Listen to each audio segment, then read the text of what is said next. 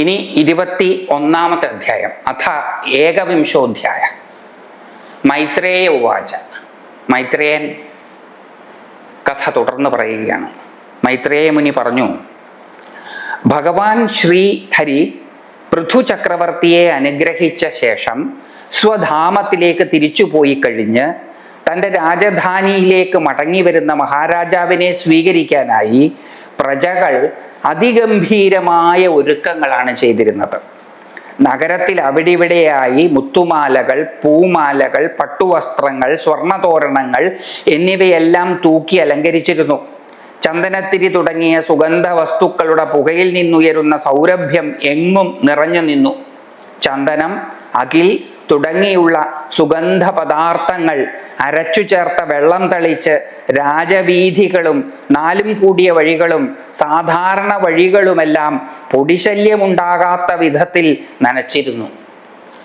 പുഷ്പങ്ങൾ, അക്ഷതങ്ങൾ, ഫലങ്ങൾ, പൂമുട്ടുകൾ, മലര്, ദീപങ്ങൾ എന്നിവയാൽ ഗൃഹങ്ങളുടെ പുരോഭാഗങ്ങൾ മനോഹരമായി അലങ്കരിച്ചു. രാജാവിൻ്റെ ശ്രേയസ്സിനായി പ്രജകൾ ഭഗവാനെ പൂജിച്ചു. കുലവാഴകളും കവുങ്ങുകളും കെട്ടി എല്ലാ വീഥികളും ഭംഗിയായിട്ട് അലങ്കരിച്ചിട്ടുണ്ടായിരുന്നു. വൃക്ഷങ്ങളുടെ തളിരിലകൾ കൊണ്ടുണ്ടാക്കിയ മാലകൾ, കോർത്തിണക്കിയ തോരണങ്ങളാൽ എല്ലായിടവും ഭംഗിയായി അലങ്കരിക്കപ്പെട്ടിരുന്നു. രാജാവ് നഗരത്തിലേക്ക് പ്രവേശിച്ചപ്പോൾ അവിടുത്തെ ജനങ്ങൾ മംഗളസൂചകങ്ങളായ ദീപങ്ങൾ, പൂജാദ്രവ്യങ്ങൾ, കുങ്കുമം, അക്ഷതം, നാളികേരം, പഴം തുടങ്ങിയ വസ്തുക്കൾ ഉൾക്കൊള്ളുന്ന പാത്രങ്ങൾ കയ്യിലേന്തിക്കൊണ്ടും കുണ്ടലം മുതലായ ആഭരണങ്ങൾ അണിഞ്ഞും മനോഹര വസ്ത്രങ്ങൾ ധരിച്ചും സുന്ദരിമാരായ കന്യകമാരോടൊപ്പം രാജാവിനെ എതിരേറ്റു. രാജാവ് യാഗശാലയിൽ നിന്ന് തിരിച്ച് ഭഗവത് അനുഗ്രഹത്താൽ പൂർണ്ണനായി തീർന്നതിന് ശേഷം നാട്ടിലേക്ക് വരികയാണ്. ഭഗവാന്റെ അനുഗ്രഹം പൃഥു മഹാരാജാവിന് കിട്ടിയ വിവരം നാട്ടിലെങ്ങും പാട്ടായി. അത് പൃഥു മഹാരാജാവ് തന്നെ യൂട്യൂബിലൂടെ വന്നും ഫേസ്ബുക്കിലൂടെ വന്നും ഇൻസ്റ്റാഗ്രാമിലൂടെ വന്നും പ്രഖ്യാപിച്ചതല്ല. പൃഥു മഹാരാജാവിൻ്റെ PR വർക്കിൻ്റെ ഫലമായിട്ടും അല്ല. തേനൊരിറ്റ് താഴെ വീണാൽ ഒരു പരസ്യവുമില്ലാതെ ഉറുമ്പുകൾ വന്നു ചേരുന്നതുപോലെ ഈശ്വരാനുഗ്രഹം ലഭിച്ചയാളുടെ മഹത്വം ലോകമെങ്ങും പടരും. അതിന് പ്രത്യേകിച്ച് പ്രയത്നമൊന്നും ചെയ്യേണ്ട ആവശ്യമില്ല. അപ്പോ ഭഗവാൻ ശ്രീഹരി പൃഥു ചക്രവർത്തിയെ അനുഗ്രഹിച്ച ശേഷം ആ വിവരമൊക്കെ അവിടെ എത്തി. അപ്പൊ അവരവരുടെ രാജാവിനെ, ഭഗവാന്റെ അനുഗ്രഹം ലഭിച്ച രാജാവിനെ സ്വീകരിക്കാൻ തയ്യാറാവുകയാണ്. ആ നഗരം അതിൻ്റെ ഏറ്റവും ഉത്തമമായ വശത്തെ വ്യക്തമാക്കിക്കൊണ്ടാണ് പൃഥു മഹാരാജാവിനെ സ്വീകരിക്കുന്നത്. ഒരു നഗരത്തിൻ്റെ, അതിലെ ചരാചരങ്ങളുടെ ഉത്തമമായ വശത്തെ വ്യക്തമാക്കുമ്പോൾ അത് ഏറ്റവും സുന്ദരമായതായിരിക്കും. നമ്മളിൽ ഓരോരുത്തരിലുമുള്ള ഉത്തമാംശം അതെപ്പോഴും സുന്ദരമായതായിരിക്കും. കാണുന്നവരുടെയും കേൾക്കുന്നവരുടെയും കണ്ണുകളെ ആകർഷിക്കുകയും കുളിർമ പകരുന്നതും ആയിരിക്കും. അതിന് പ്രത്യേകിച്ചൊന്നും വേറെ ചെയ്യേണ്ട ആവശ്യമില്ല. നമ്മളിലുള്ള ഉത്തമാംശം സുന്ദരമായതാണ്. ഭഗവാൻ ശ്രീഹരി പൃഥു ചക്രവർത്തിയെ അനുഗ്രഹിച്ച ശേഷം സ്വധാമത്തിലേക്ക് തിരിച്ചു പോയി കഴിഞ്ഞ് തൻ്റെ സ്വധാമത്തിലേക്ക് ഭഗവാൻ തിരിച്ചുപോയി. പൃഥു മഹാചക്രവർത്തി. അത് ഭാഷ ഭേദതലത്തിലുള്ളതാണ്. അഭേദതലത്തിലുള്ള അനുഭവത്തെ ഭാഷയിലൂടെ വ്യക്തമാക്കുക എന്നുള്ളത് പ്രയാസകരമാണ്, ഒരു വലിയ അളവ് വരെ അസാധ്യവുമാണ്. അതുകൊണ്ട് ഭാഷയുടെ ഡ്യുവാലിറ്റി നമ്മൾ ഈ കഥകളിലൊക്കെ എപ്പോഴും നമുക്ക് കാണാൻ സാധിക്കും. വാക്കുകൾ ഡ്യുവലിസ്റ്റിക് ആണ്, ഭേദതലത്തിലുള്ള.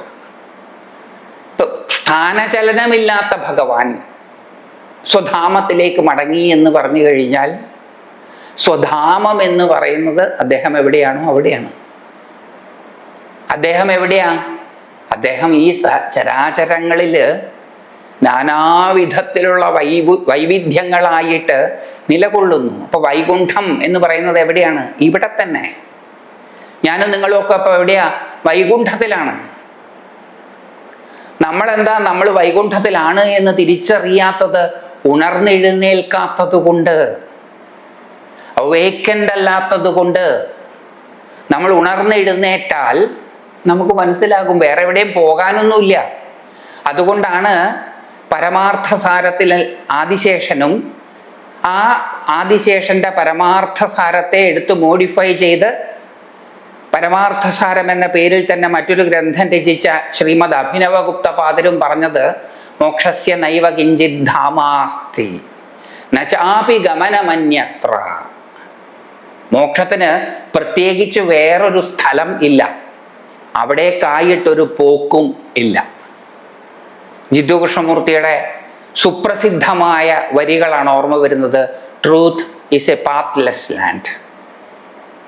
അപ്പൊ അതുകൊണ്ട് ഭഗവാൻ ശ്രീഹരി പൃഥു ചക്രവർത്തിയെ അനുഗ്രഹിച്ച ശേഷം സ്വധാമത്തിലേക്ക് തിരിച്ചു പോയി എന്നുള്ളത് ഭാഷയിലൂടെ ഇത് പ്രകടിപ്പിക്കുമ്പോൾ പറയേണ്ടി വരുന്നതാണ്. വാസ്തവത്തിൽ നോൺ ഡ്യുവൽ ആണ്, ഡ്യുവാലിറ്റി ഭാഷയുടെ ഒരു പ്രത്യേകതയാണ്. ഭഗവാൻ ശ്രീഹരി പൃഥു ചക്രവർത്തിയെ അനുഗ്രഹിച്ച ശേഷം സ്വധാമത്തിലേക്ക് തിരിച്ചു പോയി കഴിഞ്ഞ് തൻ്റെ രാജധാനിയിലേക്ക് മടങ്ങി വരുന്ന മഹാരാജാവിനെ സ്വീകരിക്കാനായി പ്രജകൾ അതിഗംഭീരമായ ഒരുക്കങ്ങളാണ് ചെയ്തിരുന്നത്. മഹാരാജാവ് ഭഗവാന്റെ അനുഗ്രഹം സിദ്ധിച്ചു വരികയാണ് നമ്മുടെ ചക്രവർത്തി. ഈ ചക്രവർത്തിയുടെ പ്രവർത്തികൾ കൊണ്ട് ആർക്കാ ഗുണമുണ്ടാക്കുക? നമുക്ക്. ഈ ഈശ്വരാനുഗ്രഹത്താൽ സമ്പന്നനായി തീർന്ന പൃഥു മഹാരാജാവിൻ്റെ സർവ പ്രവർത്തികളും നമ്മുടെ നന്മയ്ക്ക് വേണ്ടിയിട്ടായിരിക്കും. അതുകൊണ്ട് നമ്മുടെ നന്മയ്ക്ക് വേണ്ടിയിട്ട് ഈശ്വരാനുഗ്രഹത്തെ പ്രാപിച്ച മഹാരാജാവിന് നമ്മുടെ ഏറ്റവും ശ്രേഷ്ഠമായ വശത്തെയാണ് നമ്മൾ കാണിച്ചു കൊടുക്കേണ്ടത്. അതുകൊണ്ട് അങ്ങനെ വരുന്ന മഹാരാജാവിനെ സ്വീകരിക്കാനായി പ്രജകൾ അതിഗംഭീരമായ ഒരുക്കങ്ങളാണ് ചെയ്തിരുന്നത്. നഗരത്തിൽ അവിടെ ഇവിടെയായി മുത്തുമാലകൾ, പൂമാലകൾ, പട്ടുവസ്ത്രങ്ങൾ, സ്വർണതോരണങ്ങൾ എന്നിവയെല്ലാം തൂക്കി അലങ്കരിച്ചിരുന്നു. ചന്ദനത്തിരി മുതലായ തുടങ്ങിയ സുഗന്ധ വസ്തുക്കളുടെ പുകയിൽ നിന്നുയരുന്ന സൗരഭ്യം എങ്ങും നിറഞ്ഞു നിന്നു. ചന്ദനം, അകിൽ തുടങ്ങിയുള്ള സുഗന്ധ പദാർത്ഥങ്ങൾ അരച്ചു ചേർത്ത വെള്ളം തളിച്ച് രാജവീഥികളും നാലും കൂടിയ വഴികളും സാധാരണ വഴികളുമെല്ലാം പൊടിശല്യമുണ്ടാകാത്ത വിധത്തിൽ നനച്ചിരുന്നു. പണ്ടും ഭാരതത്തിൽ ഈ പൊടിപടലങ്ങളൊക്കെ ഉണ്ടായിരുന്നു. അതെല്ലാം വെള്ളം തളിച്ച് പൊടിപടലമില്ലാതെയാക്കി. പൊടിപടലമുണ്ടെങ്കിൽ എന്താ കുഴപ്പം? പൊടിപടലമുണ്ടെങ്കിൽ കൃത്യമായി കാണാൻ സാധിക്കില്ല. അപ്പൊ കൃത്യമായി കാണാൻ വേണ്ടി അവയെ ഒതുക്കി നിർത്തിയിരുന്നു. കണ്ണിന് കാണുമ്പോൾ സുന്ദരമായത്, കാതിന് കേൾക്കുമ്പോൾ സുന്ദരമായത്, മൂക്കിന് മണക്കുമ്പോൾ സുന്ദരമായത്, ഇന്ദ്രിയങ്ങൾക്ക് സുന്ദരമായത് ഇന്ദ്രിയങ്ങൾക്ക് വിഷയീഭവിച്ചാൽ മനസ്സ് എന്ത് സംഭവിക്കും? മനസ്സിൽ സഹജമായ ആനന്ദം സ്ഫുരിക്കും. ഭഗവാന്റെ അനുഗ്രഹം കൊണ്ട് ആനന്ദതുന്തിലനായ ചക്രവർത്തിയുടെ ആനന്ദത്തിനു മങ്ങലേൽക്കാത്ത വിധത്തിൽ അദ്ദേഹത്തെ സ്വീകരിച്ചു. അദ്ദേഹത്തിൽ ഭഗവത് അനുഗ്രഹം കൊണ്ടുണ്ടായ ആനന്ദത്തിൻ്റെ പരിസ്ഫുരണം അദ്ദേഹത്തിൻ്റെ പ്രജകളിലും ഉണ്ടായി എന്നുള്ളത് കൊണ്ട് അവർ അത് വ്യക്തമാക്കി. അങ്ങനെയും പറയാം. കാരണം രാജാവും പ്രജകളും തമ്മിലുള്ള ബന്ധം വളരെ ദൃഢമായതാണ്. അത് രക്ഷിതാക്കളും മക്കളും തമ്മിലുള്ള ബന്ധം പോലെയാണ്. തുടങ്ങിയ ഈ സുഗന്ധ ചന്ദനത്തിരി തുടങ്ങിയ സുഗന്ധ വസ്തുക്കളുടെ പുകയിൽ നിന്നുയരുന്ന സൗരഭ്യം എങ്ങും നിറഞ്ഞു നിന്നു. ചന്ദനം, അകിൽ തുടങ്ങിയ സുഗന്ധ പദാർത്ഥങ്ങൾ അരച്ചു ചേർത്ത വെള്ളം തെളിച്ച് രാജവീഥികളും നാലും കൂടിയ വഴികളും സാധാരണ വഴികളുമെല്ലാം പൊടിശല്യം ഉണ്ടാകാത്ത വിധത്തിൽ നനച്ചിരുന്നു. പുഷ്പങ്ങൾ, അക്ഷതങ്ങൾ, ഫലങ്ങൾ, പൂമുട്ടുകൾ, മലര്, ദീപങ്ങൾ എന്നിവയാൽ ഗൃഹങ്ങളുടെ പുരോഭാഗങ്ങൾ മനോഹരമായി അലങ്കരിച്ചു. കാണുന്നിടത്തെല്ലാം ഭംഗിയുള്ളതാക്കി വെച്ചു. അതായത് നഗരത്തിൻ്റെയും നഗരവാസികളുടെയും ഉത്തമാംശത്തെ അവർ വ്യക്തമാക്കി. ഉത്തമാംശം എപ്പോഴും സുന്ദരമായതായിരിക്കും. രാജാവിൻ്റെ ശ്രേയസ്സിനായി പ്രജകൾ ഭഗവാനെ പൂജിച്ചു. രാജാവിൻ്റെ ശ്രേയസ്സിനായി പ്രജകൾ ഭഗവാനെ പൂജിച്ചു. അതെന്തിനാ? രാജാവിൻ്റെ ശ്രേയസ്സിനായി. നമ്മുടെ നാട്ടിലൊക്കെ ലോകത്തിന് മംഗളം വരുവാനായിട്ട് എന്ന് പറഞ്ഞ് നടത്തുന്ന പല യാഗങ്ങളും യജ്ഞങ്ങളും അത് നടത്തുന്നവരുടെ മംഗളം മാത്രം ഉദ്ദേശിച്ചിട്ടാണ്. ലോകമംഗളവും ലോകത്തിന് ലോകഃ സമസ്ത സുഖിനോ ഭവന്തു എന്നൊക്കെ പറയുമെങ്കിലും ഉദ്ദേശം അപ്പന പോക്കറ്റ് നിറയ്ക്കുക എന്നുള്ളതാണ്. ഇവിടെ പ്രജകള് രാജാവിന് വേണ്ടി പൂജിക്കുകയാണ്. അതെന്തുകൊണ്ടാ? ഭഗവാന്റെ അനുഗ്രഹത്തോടു കൂടി രാജ്യം ഭരിക്കുമ്പോൾ ആ രാജ്യം അഭിവൃദ്ധിയിലേക്ക് പോകും. രാജ്യം അഭിവൃദ്ധിയിലേക്ക് പോവുക എന്ന് പറഞ്ഞാൽ രാജ്യത്തിലുള്ള പ്രജകളെല്ലാം അഭിവൃദ്ധി പ്രാപിക്കും എന്നാണ് അർത്ഥം. അതായത് എനിക്ക് അഭിവൃദ്ധി ഉണ്ടാകാതെ എന്നെ ഒഴിച്ചു നിർത്തിക്കൊണ്ട് ഈ രാജ്യം അഭിവൃദ്ധി പ്രാപിക്കാൻ സാധിക്കില്ല. ഒരു രാജ്യം അഭിവൃദ്ധിയിലേക്ക് ഉയരുമ്പോൾ അതിലുള്ള കുറച്ച് ധനികര് മാത്രം വീണ്ടും വീണ്ടും ധനികരായി തീരുകയല്ല ചെയ്യുക.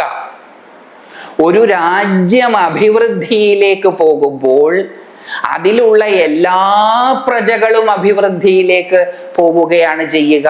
അങ്ങനെ ചെയ്യുന്നുണ്ടെങ്കിൽ മാത്രമേ ഒരു രാജ്യം അഭിവൃദ്ധി പ്രാപിക്കുന്നു എന്ന് പറയാൻ സാധിക്കുകയുള്ളൂ. അല്ലാത്ത അഭിവൃദ്ധി എന്നൊക്കെ പറഞ്ഞത് കണക്കിലെ കളികൾ മാത്രമാണ്. അപ്പൊ അതുകൊണ്ട് രാജാവിൻ്റെ ഈശ്വരാനുഗ്രഹത്തിന് വേണ്ടി പ്രജകൾ പൂജിക്കുകയാണ്. ഓൾറെഡി ഈശ്വരാനുഗ്രഹം കിട്ടിയിട്ടല്ലേ അദ്ദേഹം വരുന്നത്. അതൊന്നും വിഷയമല്ല. എന്നാൽ കഴിയുന്ന രീതിയിൽ ഞാൻ ഭഗവാനോട് പ്രാർത്ഥിക്കുകയാണ്, എൻ്റെ രാജാവ് നന്നായി ഭരിക്കുവാൻ ഇടവരട്ടെ. എൻ്റെ വീട് മാത്രം, ഈ രാജ്യം മുഴുവൻ അധോഗതിയിലേക്ക് പോയിക്കൊണ്ടിരിക്കുമ്പോൾ എനിക്കും എൻ്റെ കുടുംബത്തിനും മാത്രമായിട്ടൊരു മേൽഗതി ഉണ്ടാവുകയില്ല എന്ന തിരിച്ചറിവാണത്. ആ തിരിച്ചറിവിനുണ്ടോ എന്നുള്ളതാണ് ചോദ്യം. ഞങ്ങളുടെ ബുദ്ധിയെ പ്രചോദിപ്പിക്കണേ എന്ന് പ്രാർത്ഥിക്കുന്ന ഗായത്രി മന്ത്രം പ്രധാന മന്ത്രമായിട്ടുള്ള സംസ്കൃതിയിലെ പിന്തലമുറക്കാർക്ക് ഞാൻ എൻ്റേത് എനിക്കുള്ളതിനു പകരം ഞങ്ങൾ ഞങ്ങൾ എന്നൊക്കെയുള്ള ചിന്തയുണ്ടോ എന്നുള്ളതാണ് ചോദ്യം. ഈ സംസ്കൃതിയിൽ ഊറ്റം കൊള്ളുന്നവർക്കെങ്കിലും അതുണ്ടാകേണ്ടേ? ഇല്ലെങ്കിൽ ഈ സംസ്കൃതി ഇപ്പോഴും ജീവനോടെ തന്നെയാണ് ഉള്ളത് എന്നുള്ളതിന് എന്താണ് തെളിവ്? അതുകൊണ്ട് ഞാൻ എൻ്റേത് എനിക്കുള്ളതിനേക്കാൾ പ്രധാനം ഞങ്ങളാണ്, നമ്മളാണ്. അതിലെ ഓൾ ഇൻക്ലൂസീവ് ആണിത്. കാരണം എനിക്ക് മാത്രമായിട്ടൊരു മേൽഗതി ഉണ്ടാവുകയില്ല. ഈ നാട് മുഴുവൻ നശിച്ച് നാറാണക്കല്ല് കാണുമ്പോൾ ഞാനും എൻ്റെ തറവാടും മാത്രം ശ്രേഷ്ഠമായിരിക്കും ഭഗവതിയുടെ അനുഗ്രഹം കൊണ്ട്, ഭഗവാന്റെ അനുഗ്രഹം കൊണ്ട് എന്ന് ചിന്തിക്കുന്നത് മൂഢത്തരമല്ലേ? എന്നാലോചിച്ച് നോക്കൂ. അപ്പൊ അതുകൊണ്ടാണ് ഇവിടെ രാജാവിൻ്റെ ശ്രേയസ്സിനായി പ്രജകൾ ഭഗവാനെ പൂജിച്ചത്. എത്ര ഉദാത്തമായ തലമാണെന്നൊന്ന് ആലോചിച്ച് നോക്കൂ. കാരണം ഭഗവാനെ, ഈ രാജാവിന് നല്ല ബുദ്ധി ഉണ്ടാകാൻ അവിടുന്ന് എപ്പോഴും അനുഗ്രഹിക്കണേ. രാജാവ് നല്ല ബുദ്ധിയുള്ള ആളാണെങ്കിൽ പ്രജാപരിപാലന തൽപരനായിരിക്കും. പ്രജാപരിപാലന തൽപരനായ രാജാവ് രാജ്യം ഭരിക്കുന്നിടത്തോളം കാലം പ്രജകളെല്ലാം സുഖമായിട്ടായിരിക്കും ജീവിക്കുക. ഒരു ഗ്രാമത്തിൽ എനിക്ക് മാത്രമായിട്ട് സുഖമായിട്ട് ജീവിക്കാൻ സാധിക്കില്ല. ഒരു വീട്ടിൽ എനിക്ക് മാത്രമായിട്ട് സുഖമായിട്ട് കഴിയാൻ സാധിക്കില്ല. അതുകൊണ്ട് രാജാവിന് സദ്ബുദ്ധി കൊടുക്കണേ. എൻ്റെ ജീവിതത്തിലേക്ക് കടന്നു വരുന്ന സൗഭാഗ്യങ്ങളെല്ലാം എനിക്ക് സന്തോഷത്തോടു കൂടി അനുഭവിക്കാൻ സാധിക്കണമെന്നുണ്ടെങ്കിൽ എൻ്റെ ചുറ്റുവട്ടത്തിലുള്ളവർക്കുമെല്ലാം അതേ സൗഭാഗ്യമുണ്ടായാലേ സാധിക്കൂ. ആ തിരിച്ചറിവിൽ നിന്നാണ് ഈ പൂജ ഉരുത്തിരിഞ്ഞു വരുന്നത്. രാജാവിൻ്റെ ശ്രേയസ്സിനായി പ്രജകൾ ഭഗവാനെ പൂജിച്ചു. കുലവാഴകളും കവുങ്ങുകളും കെട്ടി എല്ലാ വീഥികളും ഭംഗിയായിട്ട് അലങ്കരിച്ചിട്ടുണ്ടായിരുന്നു. വൃക്ഷങ്ങളുടെ തളിരിലകൾ കൊണ്ടുണ്ടാക്കിയ മാലകൾ കോർത്തിണക്കിയ തോരണങ്ങളാൽ എല്ലായിടവും ഭംഗിയായി അലങ്കരിക്കപ്പെട്ടിരുന്നു. സൗന്ദര്യത്തിൻ്റെ മൂർത്തിമത് ഭാവം അവിടെ പ്രകടമായിരുന്നു. രാജാവ് നഗരത്തിലേക്ക് പ്രവേശിച്ചപ്പോൾ അവിടുത്തെ ജനങ്ങൾ മംഗളസൂചകങ്ങളായ ദീപങ്ങൾ, പൂജാദ്രവ്യങ്ങൾ, കുങ്കുമം, അക്ഷതം, നാളികേരം, പഴം തുടങ്ങിയ വസ്തുക്കൾ ഉൾക്കൊള്ളുന്ന പാത്രങ്ങൾ കയ്യിലേന്തിക്കൊണ്ടും കുണ്ടലം മുതലായ ആഭരണങ്ങൾ അണിഞ്ഞും മനോഹര വസ്ത്രങ്ങൾ ധരിച്ചും സുന്ദരിമാരായ കന്യകമാരോടൊപ്പം രാജാവിനെ എതിരേറ്റു. അവരുടെ ദി ബെസ്റ്റ് അവര് പ്രകടമാക്കി. ദി ബെസ്റ്റ് എപ്പോഴും ബ്യൂട്ടിഫുൾ ആയിരിക്കും, വണ്ടർഫുള്ളുമായിരിക്കും. ശംഖം, ദുന്ദുഭി എന്നീ വാദ്യഘോഷങ്ങളും വേദപണ്ഡിതന്മാരായ ദ്വിജശ്രേഷ്ഠന്മാരുടെ വേദമന്ത്രോച്ചാരണങ്ങളും എങ്ങും മുഴങ്ങിക്കേട്ടു. ചക്രവർത്തിയുടെ മാഹാത്മ്യത്തെ എല്ലാവരും പാടി പുകഴ്ത്തുന്നുണ്ടായിരുന്നു. ഇവയെല്ലാം കണ്ടിട്ടും കേട്ടിട്ടും തെല്ലും അഹങ്കാരം തോന്നാതെ പരാക്രമശാലിയായ അദ്ദേഹം തൻ്റെ കൊട്ടാരത്തിലെത്തി. എല്ലാവിധത്തിലുള്ള മംഗളസ്വരങ്ങളും അവിടെ കേട്ടിരുന്നു. ശംഖം, ദുന്ദുഭി എന്നീ വാദ്യഘോഷങ്ങളും വേദപണ്ഡിതന്മാരായ ദ്വിജശ്രേഷ്ഠന്മാരുടെ വേദ മന്ത്രോച്ചാരണങ്ങളും എങ്ങും മുഴങ്ങിക്കേട്ടിരുന്നു. അപ്പൊ അവിടെ പരസ്യമായിട്ട് വേദപണ്ഡിതന്മാർ വേദം ചൊല്ലിയിരുന്നു. അപ്പൊ ഒന്ന് നമ്മൾ നിർത്തി ഒരു കാര്യം ആലോചിക്കേണ്ടതായിട്ടുണ്ട്. മനുസ്മൃതിയിലുള്ളതായിട്ട് നമ്മൾ കേട്ടിട്ടുള്ളൊരു കാര്യമുണ്ട്. വേദങ്ങൾ ശൂദ്രര് കേട്ടാൽ, അവർണര് കേട്ടാൽ അവരുടെ ചെവിയിൽ മുരുക്കി ഒഴിക്കണം എന്നത് നമ്മൾ പലരും പറഞ്ഞു കേട്ടിട്ടുണ്ട്. അത് സത്യമായിരുന്നുവെങ്കിൽ ശൂദ്രരോ അവർണരോ വേദം കേൾക്കാനിടയായാൽ അവരുടെ ചെവിയിൽ മുരുക്കി ഒഴിക്കണം എന്നുള്ളത് സത്യമായിരുന്നുവെങ്കിൽ പരസ്യമായിട്ട് വേദപണ്ഡിതന്മാരായ ദ്വിജശ്രേഷ്ഠന്മാർ വേദമന്ത്രം ഉറക്കെ ഉച്ചരിക്കുമായിരുന്നു. മുഴങ്ങിക്കേട്ടു എന്നാണ്, മനസ്സിൽ ചൊല്ലി എന്നല്ല. വേദങ്ങൾ മനസ്സിൽ ചൊല്ലാനും വിധിയില്ല, വേദങ്ങൾ ഉറക്കെ ചൊല്ലുക ചെയ്യാം. ഈ കൂട്ടത്തിൽ ദ്വിജശ്രേഷ്ഠന്മാർ മാത്രമേ ഉണ്ടായിരുന്നു എന്ന് പറയാൻ പറ്റുമോ? ഇല്ല. കാരണം അവിടെ നേരത്തെ പറഞ്ഞു സ്ത്രീകളും ഉണ്ടായിരുന്നു. സ്ത്രീകൾക്കും വേദം കേൾക്കാനുള്ള അധികാരമില്ല. സ്ത്രീ ശൂദ്രാദികൾക്ക് വേദം കേൾക്കാനുള്ള അധികാരമില്ല. കേട്ടുപോയാൽ ചെവിയിൽ മുരുക്കി ഒഴിക്കണം എന്ന മനുസ്മൃതി വചനം പിന്നീട് തൽപര കക്ഷികൾ ആരോ കൂട്ടിച്ചേർത്തതായിരിക്കാനേ ഇടയുള്ളൂ. കാരണം അത് സത്യമായിരുന്നെങ്കിൽ ഇത് ചെയ്യുകയില്ലായിരുന്നു. ഇത് ചെയ്തിട്ടുണ്ട് എന്നുള്ളത് കൊണ്ട് അത് സത്യമല്ല. ശംഖം, ദുന്ദുഭി എന്നീ വാദ്യഘോഷങ്ങളും വേദപണ്ഡിതന്മാരായ ദ്വിജശ്രേഷ്ഠന്മാരുടെ വേദമന്ത്രോച്ചാരണങ്ങളും എങ്ങും മുഴങ്ങിക്കേട്ടു. ഒരു പ്രത്യേക സ്ഥലത്ത് മുഴങ്ങിക്കേട്ടു എന്നല്ല, എങ്ങും മുഴങ്ങിക്കേട്ടു. അതായത് മംഗളവാചികളായ ശബ്ദഘോഷങ്ങൾ എല്ലായിടത്തും മുഴങ്ങിക്കേട്ടു. കാണുന്നതെല്ലാം സുന്ദരമായത്, കേൾക്കുന്നതെല്ലാം സുന്ദരമായത്. ചക്രവർത്തിയുടെ മാഹാത്മ്യത്തെ എല്ലാവരും പാടി പുകഴ്ത്തുന്നുണ്ടായിരുന്നു. കാരണം എന്താ? സർവചരാചരങ്ങളും ഈശ്വരന്റെ അംശമാണ് എന്ന തിരിച്ചറിവോടുകൂടി എല്ലാത്തിനെയും സ്തുതിച്ച് വേണ്ടവണ്ണം സമ്മാനിച്ച മഹാരാജാവിനെ ലോകം ആരാധിക്കും. ആരാധന റെസിപ്രോക്കേറ്റീവാണ്. പാരസ്പര്യത്തോടു കൂടിയതാണ്. എല്ലാത്തിലും ഈശ്വരനെ കണ്ട് സ്തുതിച്ച് സമ്മാനങ്ങൾ കൊടുത്ത മഹാരാജാവിനെ ഈശ്വരനായിട്ട് എല്ലാം കാണും. അതുകൊണ്ട് ചക്രവർത്തിയുടെ മാഹാത്മ്യത്തെ എല്ലാവരും പാടി പുകഴ്ത്തുന്നുണ്ടായിരുന്നു. ഇവയെല്ലാം കണ്ടിട്ടും കേട്ടിട്ടും തെല്ലും അഹങ്കാരം തോന്നാതെ പരാക്രമശാലിയായ അദ്ദേഹം തൻ്റെ കൊട്ടാരത്തിലെത്തി. ഇവയെല്ലാം കണ്ടിട്ടും കേട്ടിട്ടും തെല്ലും അഹങ്കാരം തോന്നാതെ. നമ്മളൊക്കെ ആണെങ്കിൽ അമ്പട ഞാനേ എന്ന് പറഞ്ഞ് നെഞ്ചും കൂട്ടിനകത്ത് ഡബിൾ എയർ കയറ്റിയേനെ, വീർക്കാവുന്നിടത്തെല്ലാം ഒന്ന് വീർപ്പിച്ചേനെ. പക്ഷെ ഇദ്ദേഹത്തിന് തെല്ലും അഹങ്കാരം തോന്നിയില്ല. എന്താ കാരണം?